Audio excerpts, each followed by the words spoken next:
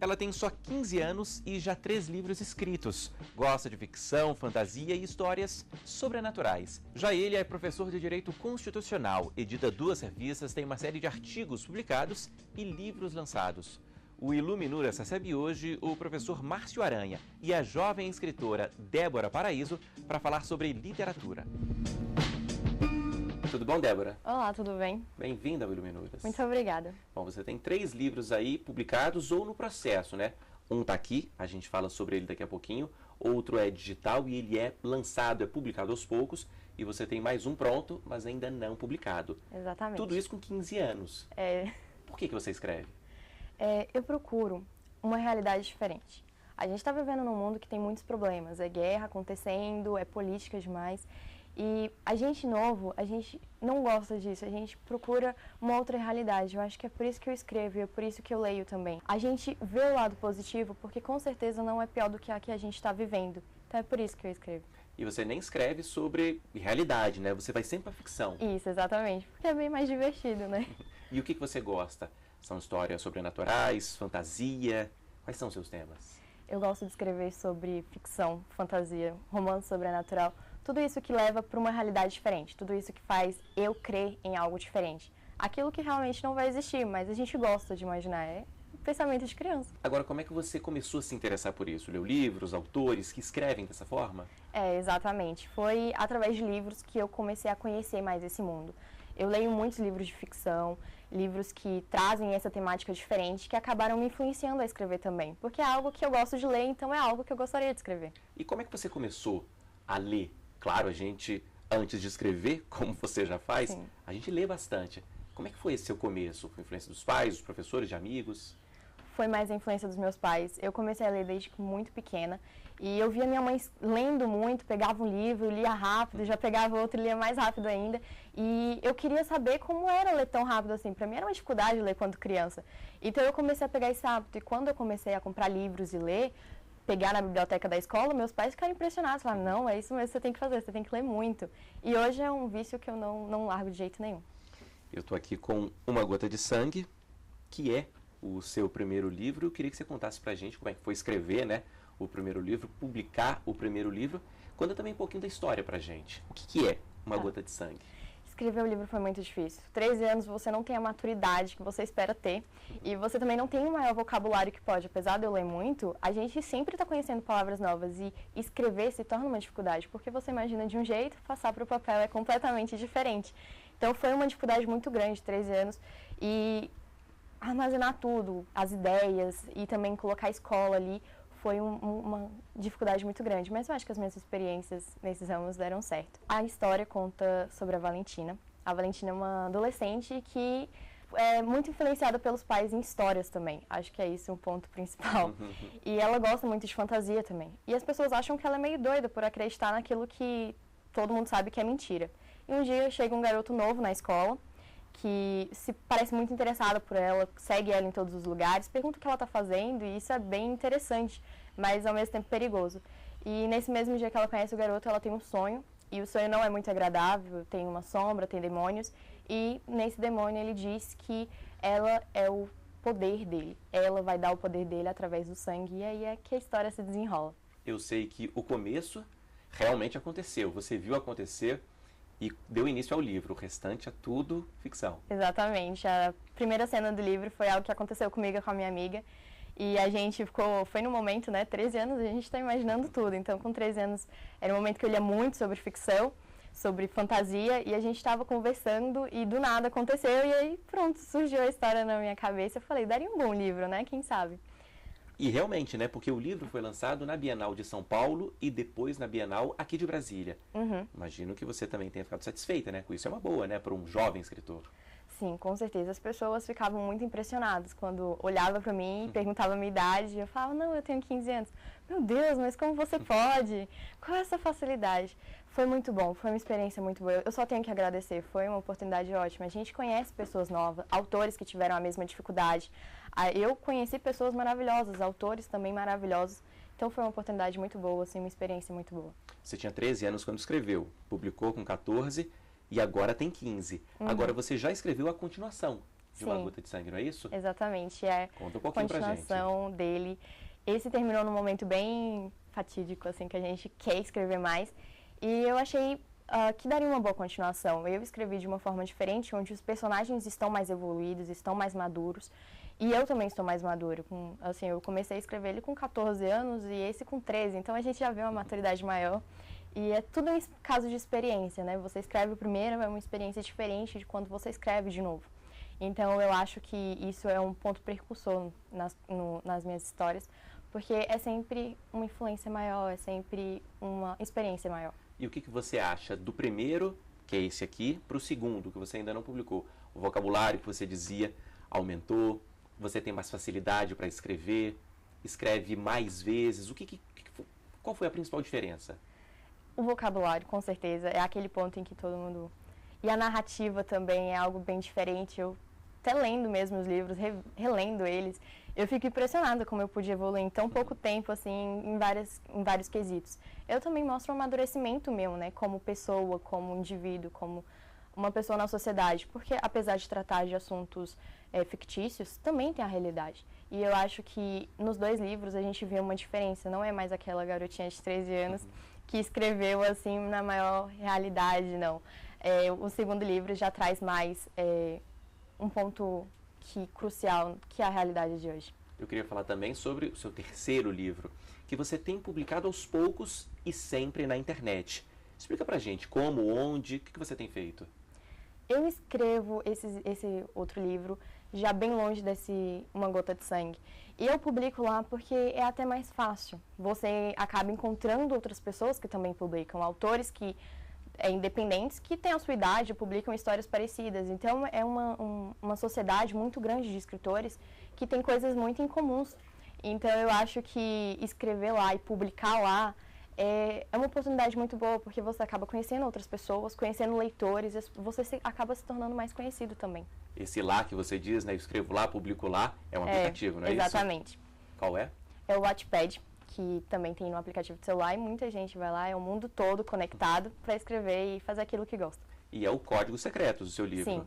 O que é o Código Secretos? Qual a história? Ele é mais para a realidade, não tem fictício, é bem mais complicado escrever também, porque eu tô acostumada a escrever sobre seres sobrenaturais, e quando você traz para uma realidade, é bem diferente. Eu trato de questões sobre uma garota que ela acabou hackeando um sistema dos Estados Unidos e pegando informações que podem colocar em risco o mundo todo. Mistura um pouquinho, né? Ficção com realidade. Sim, porque isso não poderia acontecer, mas também tem muito disso de trazer um pouco da realidade para o livro, porque é algo bem pertinente hoje em dia. E como é que é a troca de informações entre vocês? Tem escritor, tem leitor? Vocês leem os livros, né, os capítulos uns dos outros, comentam? Como é que é essa troca? É exatamente isso. A gente lê livros de outros autores pelo mundo todo, em várias línguas, e a gente comenta o que a gente gostou, o que a gente não gostou, e isso faz com que o autor amadureça na sua escrita. Se você comenta alguma coisa que não gostou, talvez ele comece a olhar isso com um ponto também de melhorar também, né, na sua escrita.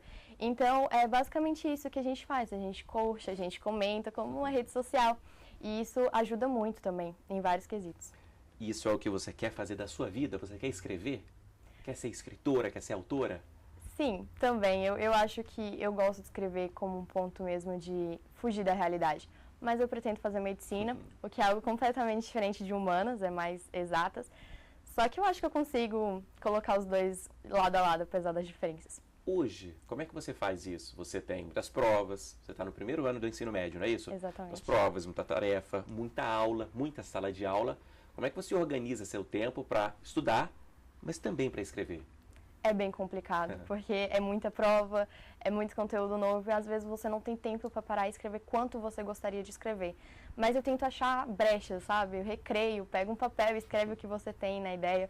Ou mesmo colocar alguma cena que você achou que ficaria legal e escrever no papel e aí, quem sabe, quando você chegar em casa, passar. Eu escrevo mais ultimamente nos finais de semana, que é o período que eu tenho para ficar calma, eu tenho um lugar especial, então eu fico lá e começo a escrever, e quando eu vejo o livro já está muito grande e eu acho que eu já fiz o que eu deveria fazer como escritora. E você tem, assim, algum ritual? Você falou que tem um cantinho seu. É. Como é que você senta para escrever? Quando? Como é que funciona isso? Eu acho que toda hora é hora de escrever. Se você está com inspiração, você deve escrever. Eu gosto de escutar muita música que esteja pertinente no assunto, que tenha alguma coisa a ver com os personagens. Então, eu gosto de escutar música e também de um lugar calmo. Eu não gosto de escrever na cidade, não vou mentir, porque é muita coisa. Nós, jovens, temos muitas influências, né? Celular de um lado, computador de outro. Mas por isso que eu gosto mais de escrever em lugares calmos, tipo natureza, coisas assim. Então, quando eu tenho final de semana, eu viajo para um lugar mais calmo e lá é onde eu consigo escrever melhor. E o que livros você gosta? Você falava de autores, né? Que você gosta de ficção, de fantasia, histórias sobrenaturais. Tem, assim, seus autores preferidos? Eu gosto de ler um pouquinho de cada. De ler autores sobrenaturais, de ler autores de suspense, autores de terror. E eu acho que cada leitor tem os seus autores preferidos, aqueles que acabaram influenciando de alguma forma. E eu tenho os meus. Eu gosto muito da Cassandra Clare, que é uma autora bem típica de sobrenatural. Lauren Kate, que foi uma grande influência para Uma Gota de Sangue. Stephen King, Agatha Christie. São autores incríveis e que só têm a melhorar na nossa leitura. Ok, Débora, é isso. É um prazer te receber aqui, né? Que bom ver uma menina tão jovem, já escrevendo, publicando tanto. Parabéns e boa sorte agora com Códigos Secretos, que aos pouquinhos está saindo. Quero ver quando é que ele termina, né? Obrigado. Obrigada a você, foi um prazer estar aqui. Bom, esse foi só o primeiro trecho aqui do Iluminuras. Depois do intervalo, a gente segue falando sobre literatura, dessa vez com o professor de Direito Constitucional, Márcio Aranha. O intervalo é curto, hein? Não saia daí.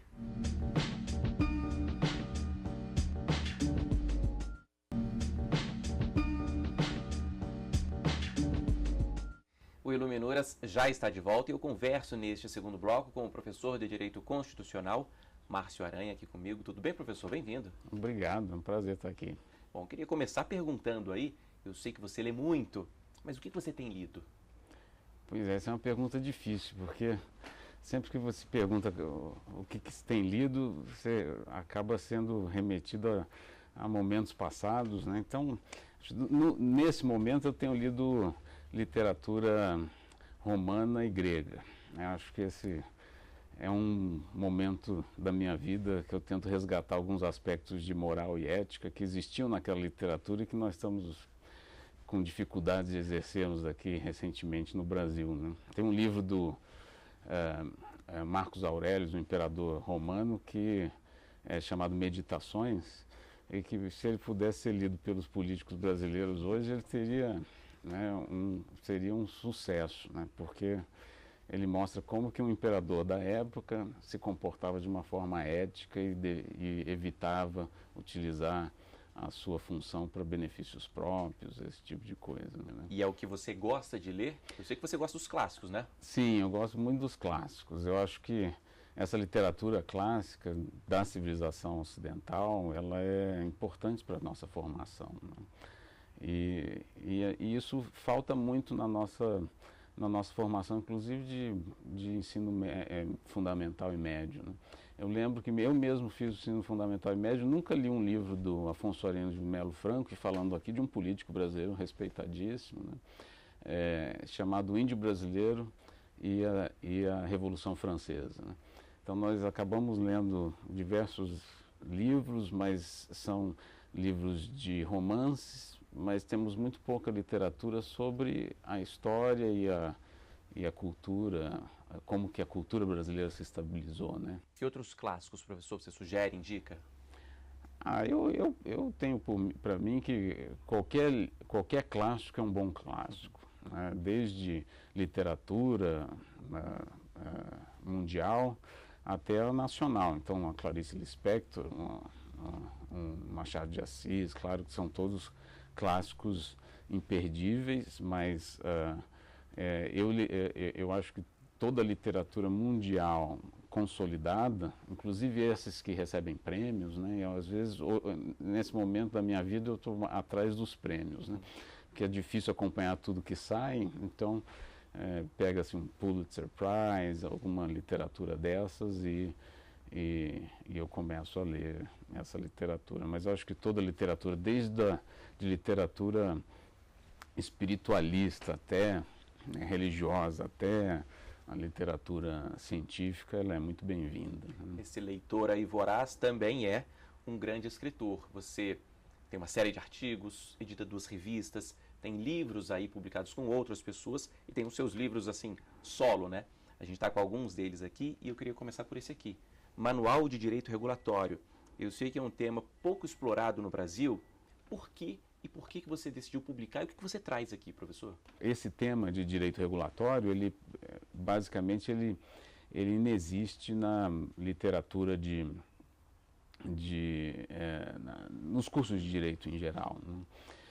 Existe um outro livro que acaba tocando no tema, mas por força dessa nossa tradição de direito administrativo continental francês, principalmente, nós temos uma certa reação à introdução do direito regulatório, e ele ajudaria tanto na compreensão, na proteção de direitos fundamentais dentro do Brasil, e por isso esse foi o principal motivo de eu ser escrito, né? Porque os alunos reclamavam que não tinham onde encontrar o tema, senão em língua inglesa, né? O direito regulatório é muito comum nos países de língua inglesa, explicava na Inglaterra, nos Estados Unidos, no Canadá, uma parte no Canadá, na Austrália. Qual que é a grande diferença para o direito administrativo clássico brasileiro? A grande diferença é que o enfoque é um enfoque de intervenção na atividade econômica. A regulação é isso, né? Uma forma de acompanhar para e passo, conjunturalmente, uma atividade regulada. Então, a nossa postura tradicional é de que nós teríamos que nos apoiar num contrato de concessão com duração para alguns setores de 90 anos. Imagine, há contrato de concessão na área de mineração que passam dos 90 anos de idade, né? Então ele chega a ser, algumas dessas previsões chegam à duração do Código Civil, do antigo Código Civil de 1916, substituído em 2002, né? E essa crença de que um contrato firmado num determinado momento histórico pode resolver os problemas jurídicos que surgem 10, 20, 30 anos depois, que seja 3 anos depois, é algo muito próprio da nossa cultura de direito administrativo, que é apoiada em contratualização das relações com o ambiente privado, né? A gente tem uma série de agências hoje. Exato. A Anatel, a ANP, elas seguem sempre esses marcos. Elas seguem esses marcos, mas exatamente porque elas foram criadas dentro de um ambiente de mudança estrutural da administração pública rumo à regulação, elas formaram, inclusive, a carreira do regulador que não existia no início da década de 2000, né? E essa carreira do regulador passou a poder se aprofundar em algumas temáticas que são temáticas específicas de regulação. E eles sentem muito falta disso. Eu lido muito com agências reguladoras, ex-alunos que estão em agências, etc., e projetos de pesquisa, claro. E a maior demanda de todos eles é de que falta na academia um ambiente para que eles possam efetivamente aprofundar teorias regulatórias, que é algo que não foi trazido ainda para a literatura nacional, né? As agências reguladoras brasileiras são novas, são recentes mesmo ou não necessariamente? Algumas, o nome agência é novo, porque ele foi introduzido em meados da década de 90, mas o significado delas, como autarquias especiais diferenciadas, existe há muito tempo, né? Lá na década de 30, nós temos o Instituto do Açúcar e do Álcool, que são institutos reguladores de produção. As nossas commodities brasileiras só têm valor porque existe esse tipo de regulação, né? O próprio Banco Central é um grande regulador, isso é da década de 70. A parte de regulação portuária do início da década de 90, isso pouca gente detecta, mas a maior parte das agências que nós conhecemos hoje vieram depois de 1997, inauguradas ali pela Anatel, ANEEL e outras agências que se seguiram. Seguindo um pouquinho, professor, agora mudando de assunto, o senhor também escreve bastante sobre telecomunicações e radiodifusão. Eu estou aqui com o direito das telecomunicações e da radiodifusão, que é um tema complexo, é um tema político muitas vezes. Qual foi o seu interesse nessa área? O interesse na área surgiu, e eu vou homenagear um professor antigo da faculdade, o professor Carlos Eduardo Vieira de Carvalho, que era o catedrático de Direito Administrativo na faculdade. E ele foi desafiado pelo então diretor a ingressar num projeto de formação de reguladores, quando não existiam ainda reguladores no Brasil. Era a Agência Nacional de Telecomunicações, ela passou mesmo a funcionar nos primeiros meses de 1998, finalzinho de 97, início de 98, quando emitiu os atos de ratificação dos leilões da Telebrás, que então estava sendo vendida, né?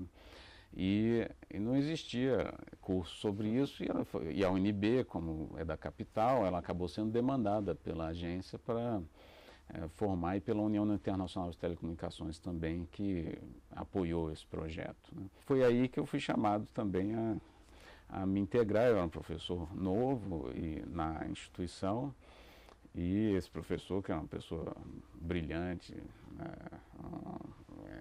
infelizmente já faleceu, mas ele deixou esse legado de interesse sobre a temática de telecomunicações e comunicações. E o que você aborda nesse livro? Quem se interessa por esse livro, por exemplo? Bom, deveriam se interessar, né, todas as pessoas que lidam com a temática de direitos que envolvem as telecomunicações, a radiodifusão, a internet, enfim, todas essas áreas, os reguladores, as empresas, os advogados, os alunos. Acaba que telecomunicação hoje, como dizia um autor, o Manuel Castells, que é um autor reconhecido mundialmente pela ideia de sociedade-rede, né? Nós hoje temos um novo insumo da sociedade, da nova sociedade industrial. Então, o Brasil não conseguiu acompanhar a Revolução Industrial, ele pode perder a Revolução Informacional.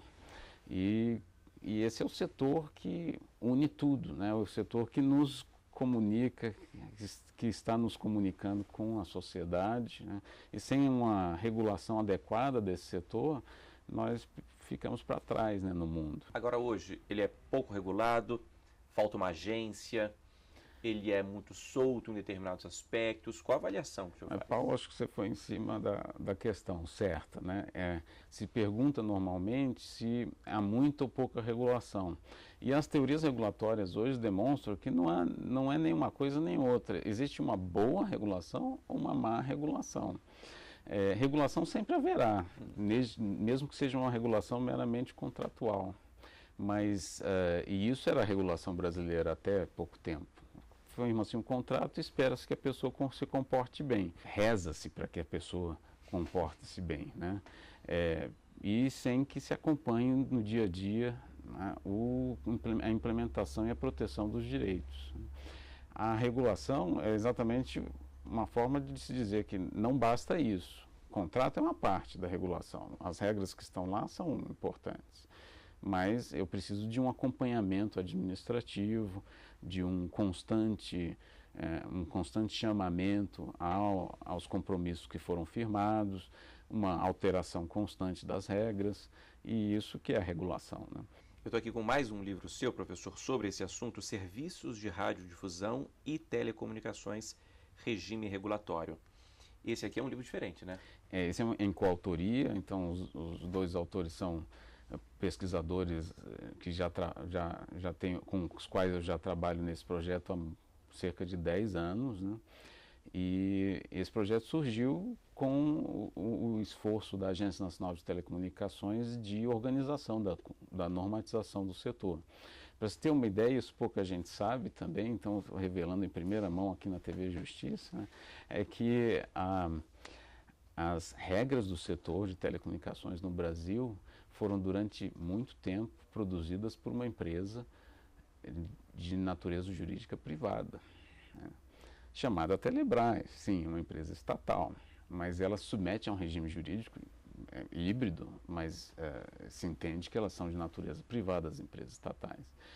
E foram criados durante o período da Telebrás as chamadas práticas Telebrás, que eram regras que tinham uma numeração, e essas regras eram produzidas dentro da própria Telebrás e eram conhecidas basicamente pelos funcionários, pelos empregados da empresa e por algum outro advogado que trabalhasse no setor. Mas a sociedade não tinha conhecimento dessas regras. E essa regra é que dizia se nós teríamos acesso ao fax, que foi um precursor da internet em alguma medida, porque sem ele nos poderia agregar um novo equipamento na rede, e o equipamento computador que veio depois não poderia ser agregado, não existiria internet. É simples assim, né? Hoje isso mudou? Isso mudou bastante porque essas práticas cerebrais elas foram afastadas e no lugar delas é que existem hoje as resoluções da Agência Nacional de Telecomunicações. Muito se criticou no início da agência que essas resoluções estavam legislando. Era muito pior antes, porque antes quem legislava efetivamente era uma empresa que não tinha nenhum tipo de compromisso, era uma empresa importante, foi uma das melhores empresas brasileiras, o Brasil exportava tecnologia na época, isso se deve a um general chamado General Alen Castro, que era o presidente da empresa, sujeito sério. Depois que a empresa começou a decair por interferências políticas,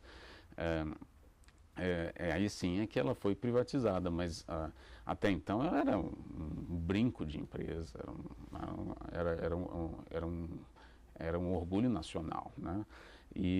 Mas ela que dizia se nós teríamos direito a que telefones poderíamos comprar, quais poderiam entrar no mercado, qual a tecnologia que seria utilizada.